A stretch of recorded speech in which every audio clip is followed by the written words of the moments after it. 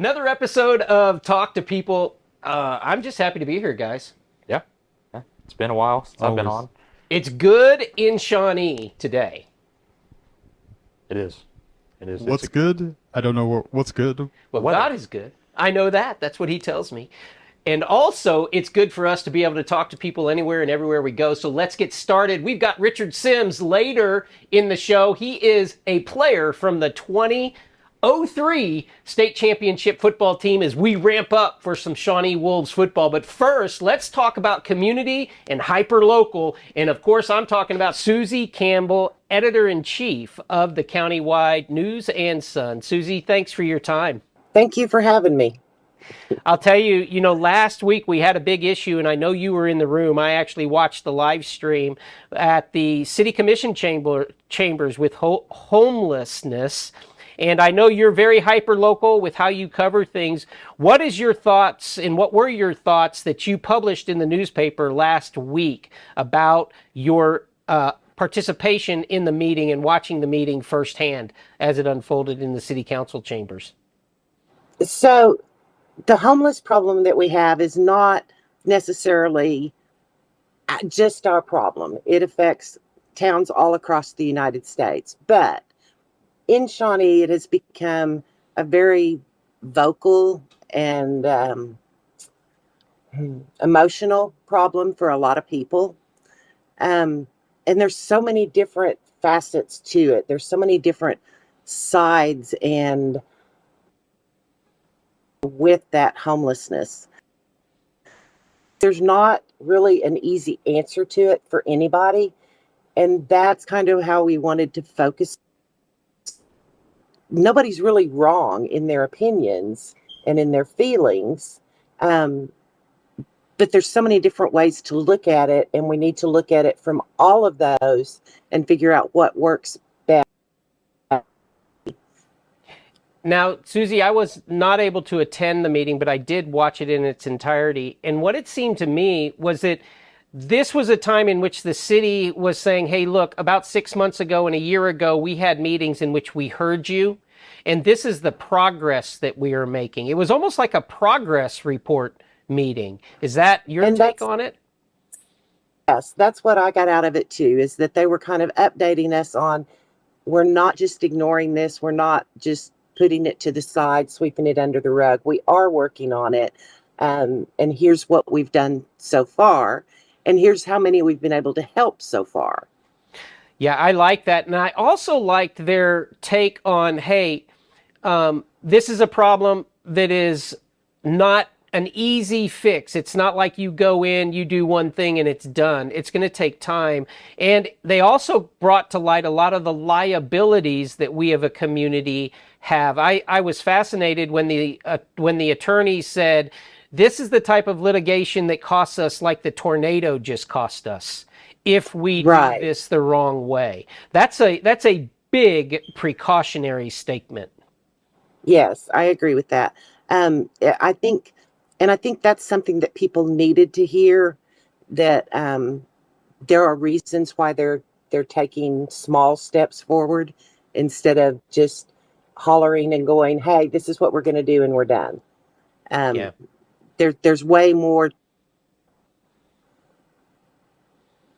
Yeah, there is way more to it. And I liked the one takeaway I got from it, which is the next step, is the Dockery Park step and creating an encampment. Because really, that is the eyesore in Shawnee. It's so visible. But whether there's covers and pillows and, makeshift tents and those kind of things, that really does give somebody in their own eyes a real obstacle to have to overcome to be able to navigate in that environment. It does. And I think, honestly, that gives them a place that they know they can go to without being in the way for other people. Almost a place that they can call home, a temporary home, but home. Yeah, and you're downtown as much as anybody, Suzi, in Shawnee, and I've never once been accosted or in any way, even made uncomfortable, but I'm a Caucasian man walking around. They're not going to pick me. Do you have problems when you're downtown the way that it is now? I haven't. I haven't had any problems. Yeah, I have So, not either. And I just visited with a young lady carrying on both hands. She had her two little girls. One was probably 4 and the other one 5. And I asked her, and she visits the library 2 and 3 times a week, in educating in different ways with her children. She was oblivious to any safety issues or that kind of thing. Meaning that she saw the homelessness and she actually talked a little bit about that, but she was very, very comfortable as a young mother taking her kids to the library. And I was very happy about that. So next step for the city, did I come away with right, is that Dockery Park, and let's get something of permanency put out there? that was my understanding of it. Um, and I hope that they're able to move forward with it. I also understand that they're looking at um, checking into finding a nonprofit to kind of take the lead on this and work with it more. Yeah. Well, we'll see about that. Right. And it might, I mean, it might happen. I noticed in the most recent edition of your newspaper a story actually researched about Shawnee homelessness. Can you talk to us a little bit about that story? So I have an intern just about every summer, and I like to try and give them something big to work on. I mean, they cover meetings and stuff like that to get some experience, but they also need to work on something more in depth. And so my assignment this year to Valerie Scott, she was my intern, was to work on the homeless issue. And so she started the end of May, finished it up, and she hasn't just talked to him from here, like she's got outside opinions in there too, and outside information, help what's going on here and to explain some of the reasons that things are being done. And she's done a really good to release it and let other people see more homelessness. Yes, I can't wait to be able to read that. I look forward to it. And Suzi, you do such a great job with different things around Shawnee and around the entire community. I love the piece you just did on a couple of students who got to travel to Europe. Yes, there were two band students from Bethel that they played in Germany, in Switzerland, in London. They did probably a 2-week tour through Europe, and it was awesome that they got that experience. But it was great that it was some of our smaller communities that got it, and that's one of the things is I focus, as you said, I am hyper local. If it's not in Pot County or doesn't affect Pot County, then it's probably not going to be in my paper. I feel like they have so many options to get state and national news. I can cover the things that nobody else is looking at. Well, and you do a great job, and I love it when I can go to the paper and read good stories about people who live right around us. Suzi, I look forward to talking to you again soon. Thank you for your time. Thank you, Daniel. I enjoyed it.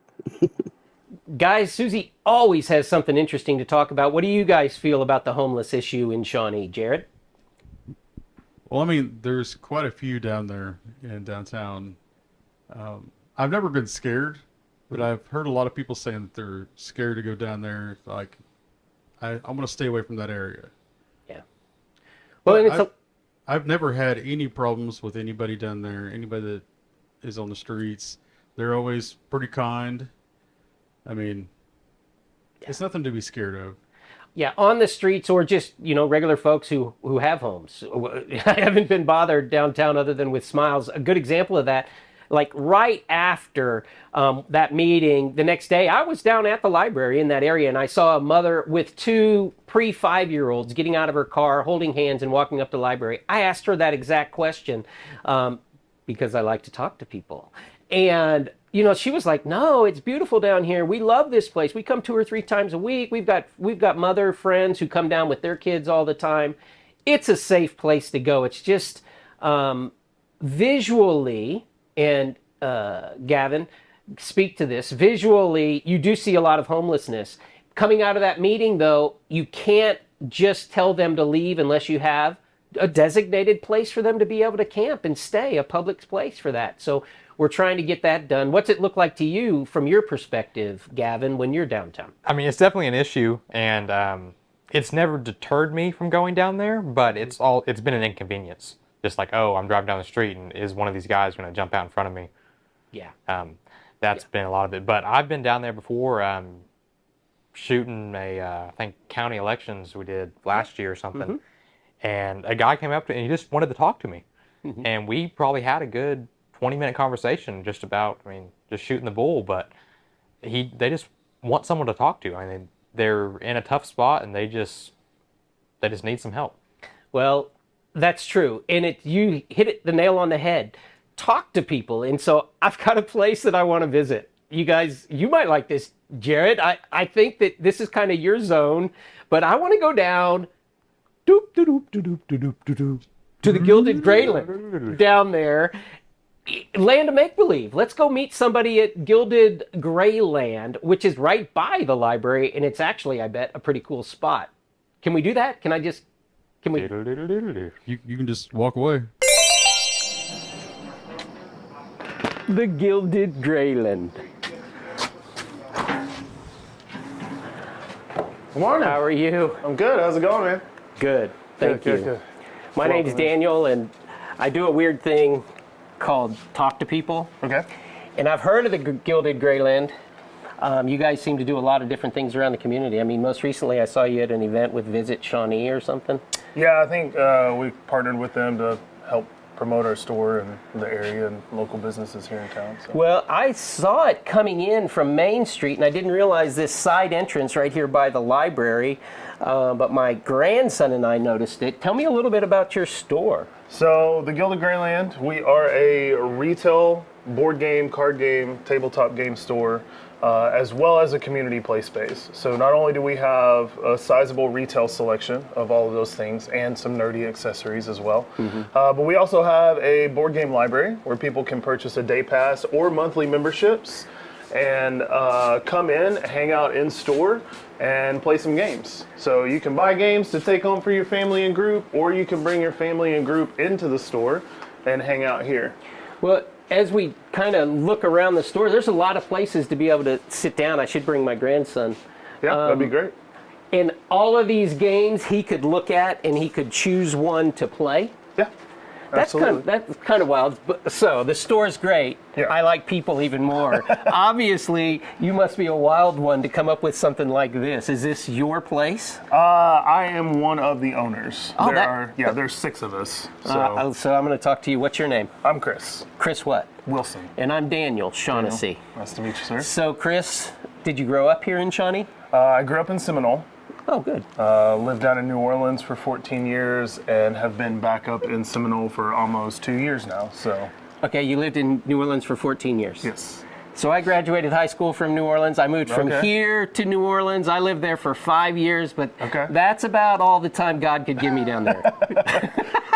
Hey man, any time down there is a good time. He knew me So- better than that. So I ended up graduating from Mandeville High School. Have you ever heard of Mandeville? I have actually. That's where my wife is from, and where all of her family lives. So Okay, wait a second. Like from Mandeville or like from the Covington area? What, in Mandeville? They live in Mandeville. She graduated from Fontainebleau High School. Okay. Which probably wasn't around when you were there. It's probably Wait a a newer second. school. How old do you think I am? I'm not saying you're old. I'm just saying it's a newer school. And you are right. I have never heard of Fontainebleau High School. From what I understand of the history of that area, it in just my wife's lifetime of living there for 30 years, it exploded. It used to be very small. Yeah. and now Come it's, this way. Now so we it's can not. have these games back here. Okay. But you're right. Explosion is the key word there. Sure. My wife and I, when we were dating, we'd visit back home. I had a sister who lived there. I had my parents who lived there. And then they eventually moved away. Right. And I lost touch. And we went back about 10 years after we had left. And man, it was a whole different place. Crazy. it doesn't take too long to change places. And recently, just along those lines, which is so cool, I have chills. He's talking about Mandeville. It is such a small world. Yeah. But this intrigues me with something because I read, different things on different websites around town about Shawnee. Okay. And you being someone from New Orleans, you're very familiar with the kind of lifestyles that we see on the streets here. Sure. And now you've chosen to be part of an ownership group to be amidst it and amongst it. Sure. Is this something that is a tragedy that should keep people away, or obviously you feel like people can come here and have a good time? Yeah. Talk a little bit about that with your experience over the last number of months, because I know it's been a few months to get this place opened. About 3. And the situation we have with those who do not have permanent homes around here, because they were really bad-mouthed in the library just the other day. And I'm like, I go to the library every week with my grandson. I just saw a mother and her 2 4-year-olds come in, and I asked her about the safety, and does she feel safe? And she's like, what do you mean? This is a beautiful space, and families come down all the time, and just so wonderful. But I'd love to have your experience. Yeah, I mean, obviously, number one, it's a sad situation because most people don't choose to live on the streets, right? It's usually life situations, addictions, family abandoning them, numerous situations. Yeah. So it's heartbreaking to see because nobody should have to live like that. But it also does, it presents its challenges, right? I mean, we've had to clean up some messes outside of our building, and, there have been a couple people get irritated with us when we've asked them to move so we could clean up or paint or do something outside of our building. But for the most part, most of them are respectful. We have a couple that come in here and buy snacks. And we had a couple guys come in the other day and buy day passes and hang out for the afternoon. So, for the most part, everybody's respectful. I've never felt like I'm in danger. And, my wife comes and goes with our kids all the time as well. And, again, it's sad. I hate to see these people living in this situation, but I would encourage people not to let that deter you from still coming to the library, to our store, to other businesses, and supporting local businesses and enjoying what downtown Shawnee has to offer. Yeah, I know there's a huge dance studio right up the road. There's the trophy shop. There's the Lunchbox, the eatery. There's the Hamburger King right down the road. There's Art 316 right across the road. Yeah. There's a lot of cool stuff right here in this little block that families should experience on a regular basis. Right, absolutely. And in opening a game store, obviously, you were looking at families. Absolutely. Right? Yeah. Talk a little bit about that and the vision for Guilded Grayland. What is Guilded Grayland? What does that even mean? There's a whole explanation of the name on our website. Okay, good. Gilded Grayland, I bet, .org, game something, .com. TheGuildedGrayland.com. Right here. We'll put it right there. It has some really cool meaning behind it. Basically, if you're familiar with the term guild, it's a group of people, worksmen, craftsmen, with a like mind or like goal, right? Essentially, that's probably not 100% accurate, but it's close. I go 80%, Chris. I go 80%. Give me the top 20. Right, if I can get 80, we're good. And then the Grayland, they did some research on it. The name was solidified before I was brought into the team, but it basically is the area in between where nobody talks about, and there's people that need to be loved on and cared for, and we wanted to be a space where people could come in and join the guild, so to speak, of a like mind with a love and a passion for tabletop gaming. But we wanted to be a space that was the in-between, that people of all walks of life felt comfortable coming to. Yeah. So again, that's not 100% accurate. Right. But you can check out the story on our website to see the full, more well-worded explanation. Well, what that strikes me as is it's a place that I can bring my grandchild. Absolutely. We like board games, but I've got a closet full of board games, and I am unsure. We're talking about the 80%. 80% of those games I think are missing pieces. Probably, yeah. And I don't think, I don't even like to pull them out because of what I have to clean up when it all falls on me. Absolutely. I think that was the Charlie Brown closet. But it seems like a very safe, clean environment. Do you have people from all ages coming in, Chris? Absolutely, yeah. We've got, so number one, we have a lot of events, and some of our events tend to gear towards adults or older teenagers, but we have Pokemon every Saturday morning, and that tends to be a great opportunity for families to come into the store. That tends to be a younger audience, and parents will come with 4 of their kids, and one of them participates, but the other 2 or 3 are playing with our trains or trying some of the younger games for younger ages, that sort of thing. So maybe next time we come in, I could play you in a game, and we just have a conversation about maybe what I've learned in my visits here with my grandson. Sure, that'd be I'm awesome. going to make that happen. Awesome. Chris, thank you very much. Yeah. You got a customer who just walked in. We'll let you go there. And I get to walk out of Never Never Land and back to the studio. All right. Thanks, Daniel. It's good talking to you. Hey, good morning. I love the land of make-believe. I don't That know what was the something else. No, guys, I love the land of make-believe. That was cool. Okay, Chris. If I would not have talked to Chris, I would not know that he comes from Mandeville, Louisiana. Actually, his wife. His wife from does. Mandeville, Louisiana. And I actually lived in Mandeville. Is that not a trip? Small world. it's really not, but the fact that he ran into somebody is pretty awesome. That he ran into somebody who never mind. Guilded Grayland. That is a wild place. If you're looking for a gathering place, that place is pretty cool. Chris was definitely nice, one of the owners in the ownership groups. There's a lot. Hey, Jared, when you were there, what did you see that kind of stood out to you? I mean, the biggest thing that stood out was there's this core set for Star Wars. So it's like Dungeons and Dragons, but it's Star Wars. Yeah, and, walking in there and I had said, hey, Jared, I think you're going to like this place. That just slapped me in the face. They've got some, even if you're just shopping for a birthday gift, they have a lot of different types of cool games. You can spend like $200 on a game. I mean, that's a board game.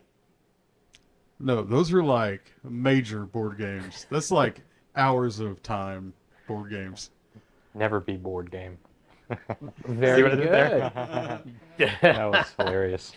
Talking about never being bored, how about this? Let's bring back another 20-year veteran from our state championship football team. We are pointing towards another state championship. It may not happen this year. I hope it does.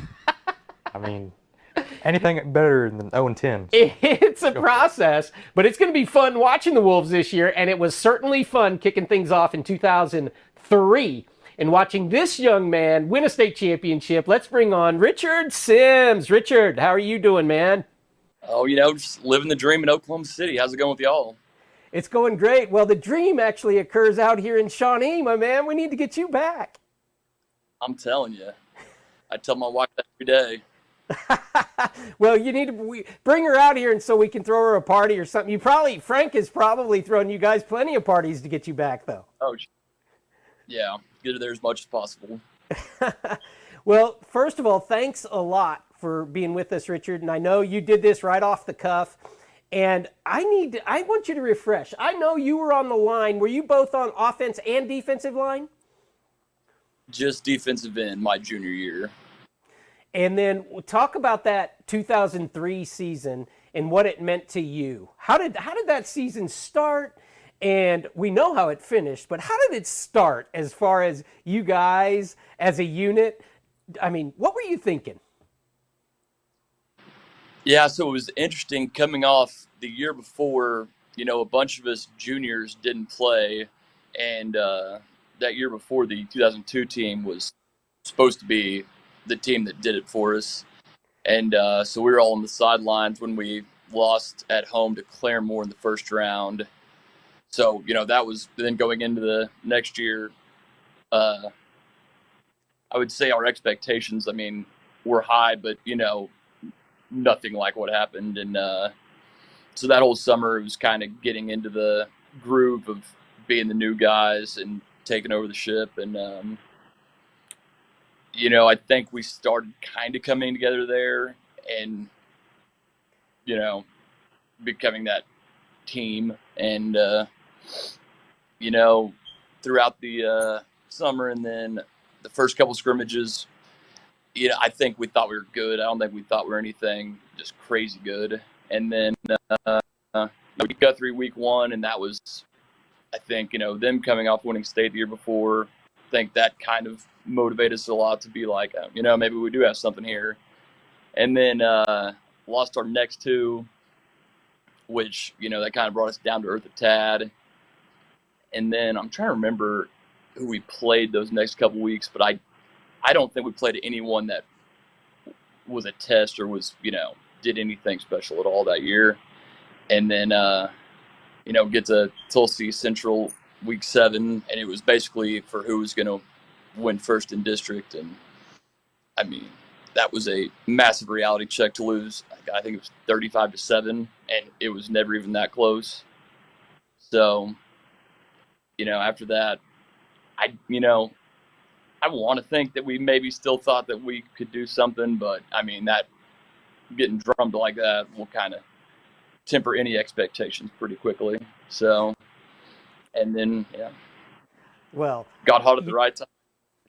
well, we just had the tornado come through. I know you know that. And I am a firm believer, Richard, that great things come from disasters. And you guys witness a disaster at the end of your junior year. You've been playing football for 3 years. You haven't really got out there as much as you would have liked to have seen. And these guys were supposed to be the studs. And you see them get drilled on the home field. That is a lot of broken hearts that you're experiencing in that locker room. That's a disaster. Yeah, to put it lightly.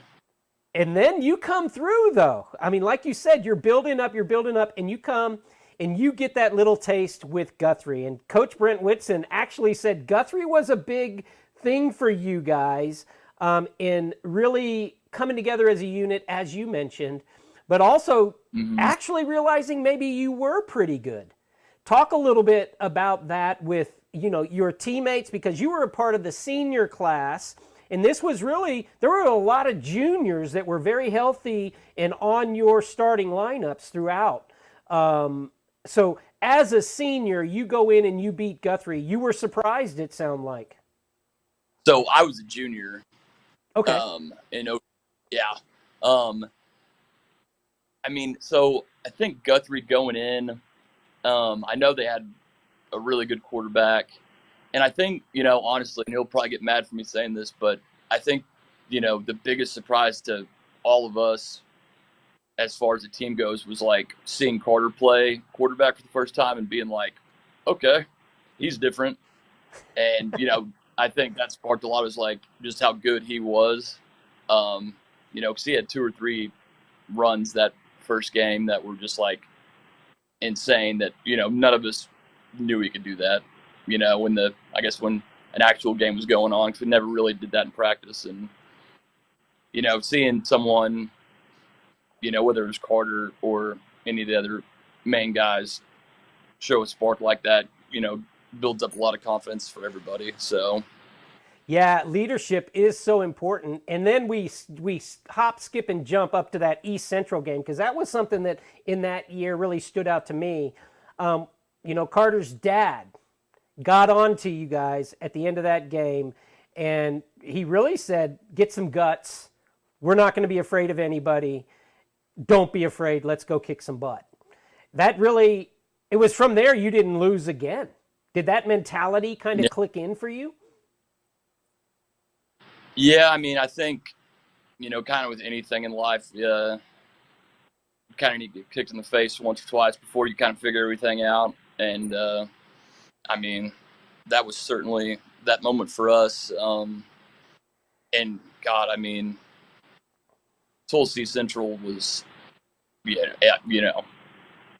won state, but they were by far, one of the best. They were, at least the second best team, if not the best as a whole that year. I mean, they were so good and so athletic and mean and tough. And I mean, we learned a lot just on how to compete and how to like get knocked down and get back up and fight. So yeah, and talking about that, watching from the sideline, you playing defensive end, it was Corey McAvoy, I think, at Noble was the next time I had one of those moments that I thought, these guys could do something really special. You were getting kicked in the teeth again in that first half at Noble.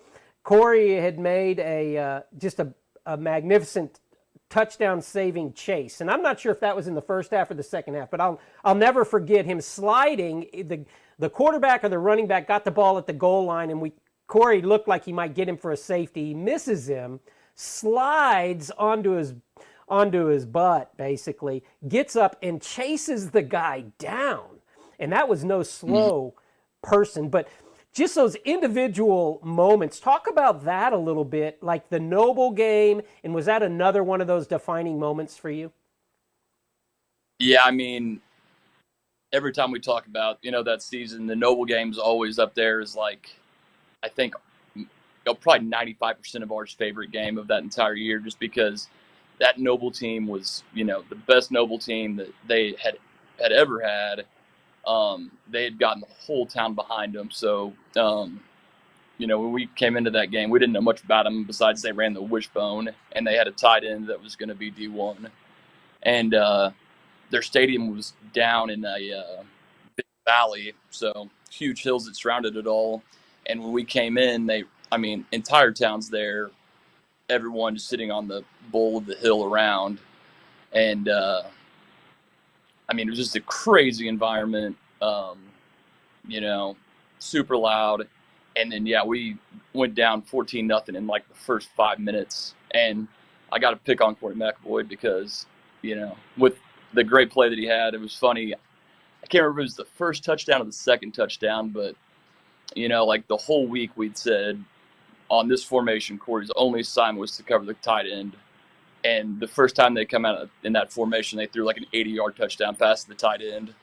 And I remember Billy pulled us all around and jumped everybody. And then, we gave up, 3 touchdowns and 4 touchdowns the rest of the season after that. So, and, we held them to, I forgot what it was, like sub 50 yards in the second half once we got everything figured out. And everyone got yelled at, just locked in. Again, to your point, it's getting kicked in the face a little bit as you begin to learn. And then that takes us forward in talking about great tight ends. Next, you come to maybe one of the best tight ends ever to play in the state of Oklahoma. I know there's been a lot of them, but I like to make statements like that. But Tremaine Gresham with Ardmore, and if Tulsa East Central wasn't the best team, and if Lawton MacArthur wasn't the best team, people might have been pointing towards Ardmore as well. Yeah. Talk about that semifinal matchup. Yeah, Ardmore had played. They're in the same district as Lawton Mac, and I think they maybe lost to Lawton Mac in overtime or something. But, we played Ardmore week 3. Probably should have beat them. And, Jermaine would have been – he was a sophomore, so, he was, as young as he was in the semis, he was even younger week 3. And I don't remember them using him that much, but I remember a bunch of bulletin board material just from they talk trash a lot, and their head coach said a bunch of stuff about us not changing much of the season and how they had changed and all that stuff. So kind of sparked us. And what was funny is their offense was pretty similar to ours in the fact they ran a bunch of veer and quarterback run stuff. So we're so used to seeing it all year in practice that, prepping for it, all their players were a lot bigger than the guys we went against in practice. But, we thought that we could stop it pretty easily. And, the one thing that we didn't have accounted for was a 6'7" receiver that they forgot they had him until the fourth quarter as well. So, when they started throwing fades to him at midfield and going 50-yard touchdowns, it was, they couldn't do anything besides that. And, even when they tied it up, I can't remember how much time was left when they tied it up, probably like 5 minutes or so. I know the defense didn't lose confidence, and the offense, with Carter and Zach Wallace and all those guys, they were never lacked confidence. So we knew that a couple things went our way, we'd get down there and score pretty quick, and that's what they did. And Yeah. Yeah. So The rest is history. It throws you into a finals against a look that you hadn't seen much. The way in which MacArthur would adjust their backfield in between plays. I mean, they'd always have somebody moving real close. And talk a little bit about that, because that was a major adjustment into the finals. And then some of the adjustments I guess you guys made on defense really stymied those guys. yeah, I remember. So the state finals was on a Friday, and we played the semis the Saturday before. So we all came in Sunday to like start prepping for MacArthur. And before we turned one play on, because we hadn't seen them on film at all the entire year, so we had no idea what they did. And it was either Billy or Carter's dad that said, get ready, because they run an offense that you have never seen before, and it's going to be, a big task to stop. So when they started showing us the film, it was like, what? Sending guys every play. And, I mean, not just a guy in motion. It was like every guy on their team was like a 4 or 5 guy. So that was, a big task in itself. And, I was looking back at a bunch of my stuff my mom had saved up and brought up here to me. And she had all the risk coaches. And for every game before that, we probably had 30 plays on defense. And for the state finals, I think we had like 6. And then the rest were filled in with nothing, because it was like, these are the only 6 things that we can do. And they were pretty much all brand new concepts that we put in to stop what they were trying to do. So, and God, I mean, we stopped them once, and then like any other, I guess, offense, like when it hits and you're not ready for it, they're going to score. And the first time they did that and got around us, it was like, okay, like 70-yard touchdown. It was like, yeah. So that's why we have to stop that right there and not let them get free. And yeah, I mean, we did a good job the entire game. And I just feel like stuff like that kind of happens. Like, you can't stop. I mean, they were so good at it, so can't stop it every time. And yeah, the one time you don't stop it, it's going to be a touchdown. So. And then that's awesome. And then, it plays out where a kicker who's a great kicker ends up missing that point. It's like destiny. Go to the end of that game, Richard. What was your feeling as a state champion when it really started to get into your blood, as you're looking around Owens Stadium and you're like, wow, talk about that moment. So yeah, it's funny. When he missed the kick, I think all of us that dove to block it, we're just kind of laying there like trying to mentally figure out how we were going to go to overtime and beat them, and then figured out it was no good. And if you watch the tape, you can see Billy Brown's youngest son in the end zone, like standing there at whatever he was doing, coming back to the sideline. So he was standing right underneath it, and he's like the first one to start signaling that it wasn't good and starts running to the sideline. So, yeah, I mean, I'm super excited when that happens. And, at that time, high school football, like 2 minutes, you would think it would be able to run it out pretty quick and not much would happen. But we get the ball back, go 3 and out, punt it back to them. And, they had like a minute 50 or something before the game. And as we'd seen so many times, it was like, I mean, they could score in 5 seconds. So, we luckily got them into like 3rd and 15, 3rd and 20 plus, and they had 0 passing plays or like an emergency 5 wide, package in. So they had to run that speed motion on every play, even when they were trying to throw the ball, which actually worked really well for us because, we sit back and prevent defense, and they started to run all this goofy motion and then throw the ball to 2 receivers. So, and yeah, once we, made them, got the stop on 4th down and took a couple knees. And I mean, I think it took Carter running to the sidelines with the clock still running, but he was the first one that realized that it was over. And then I think, there was like a huge collective gasp and like sigh. And then, yeah, just wild celebration from there. It really has been. And, we're 20 years later, Richard. And of course, for a community, that's the last football state championship that we had. But as individuals, I'm really interested to know, does that end up impacting your life in the way you think or the way that you're able to perform? Or, what were the benefits of that fall run of 2003 for Richard Sims? Oh, I mean, I wouldn't say it's like a movie where, like look how much my life changed after it. I would just say it's fun, because there's so many people that you meet along the way that remember us from that year, and and how tight it made that group of guys forever. So being able to we talk, with an extended group at least, once a year, if not, once every 2 years, and and then my close group of friends that all played football, feel like it's, brought up, relatively often in, a joking manner or, remember this, and it's gotten, like in the first, however many years after, not as much. And then now that it's been 20 years, it's always fun to sit back and rehash it all and, make fun of stuff and what happened. So. Well, I look forward to that, and I'm going to give you the opportunity. If you could make fun of anybody right now from that team or from that year, man, what would be the story that you would share? And I'm going to let you know that any of the guys that we talk to, I'm going to give this opportunity. So if there's Richard Sims stories out there, we want to hear any of them. What do you think? Oh, man. On the spot,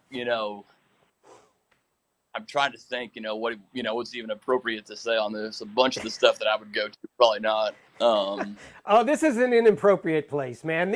Just everybody in the community, we hope, watches. But you have fair shot to say anything that you would like. I don't know. It's, stuff that was funny is, it's sort of, 90% of that stuff is such an inside joke that it would just make no sense at all. But I don't know. I mean, just making fun of people on the field, during games, each other.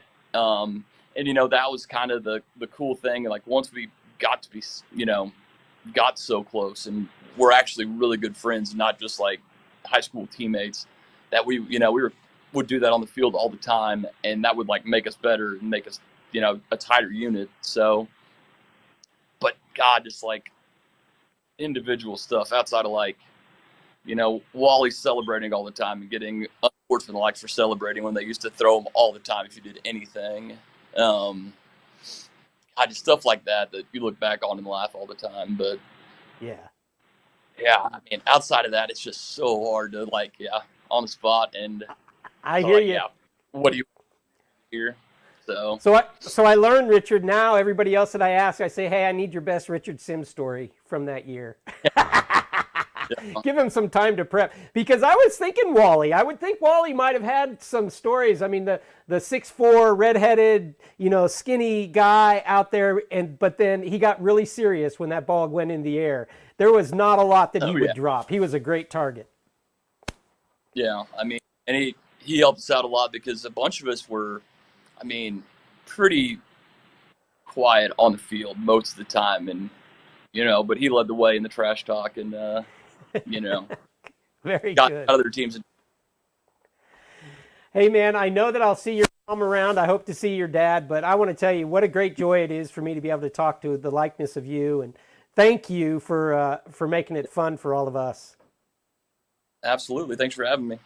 So are you going to come back for the reunion? I hear they're going to welcome you guys back sometime in October. Are you going to be here?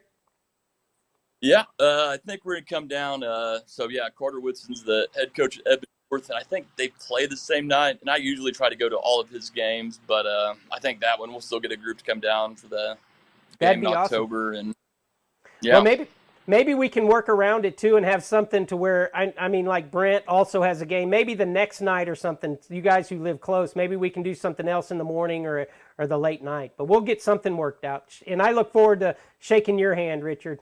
Thank you. Absolutely. All right, man. We'll talk to you again soon. Sounds good. Have a great day. You too. Bye-bye.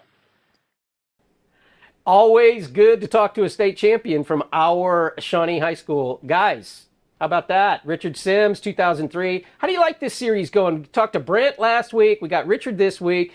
And we're going to have another player you're going to have to wait and see. But like, subscribe, ring the bell, do all of that. Guys, what about a 2003 state champion, Richard Sims? How'd you like that? It's pretty good seeing his perspective as a player, because it was there was a few things they both, like Brent from last week, the coach, they talked about the Noble game and some of the things that lit a fire on him, but it was kind of funny the stories that he didn't want to tell. Well, I think I kept waiting for a good story, even no matter how foul it might be, because it sounded like he had something he wanted to say, but he didn't want to say it. And if you're from that 2003 team, whether you be a cheerleader, a pom, a band member, a football player, if you've got a story that you want to tell, right here is our Facebook address. Make a comment, and we will get in touch with you. Aren't they watching it on Facebook? So they're already there. They might be watching on YouTube. Wherever you're watching, make sure you're typing something in. We'll answer no matter where you're at.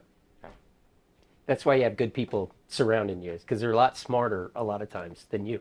And you throw things out. But Richard Sims, the thing that he touched on first was the Guthrie game, and that's exactly what Brent had said. They started off and they kind of shocked themselves by beating the defending state championship in day one of the season. But I didn't remember that they went on and then they lost their next two games before they got it rolling again. That was pretty cool to hear Richard talk about. Yeah, getting a kick into the teeth, setting you back down on your expectations.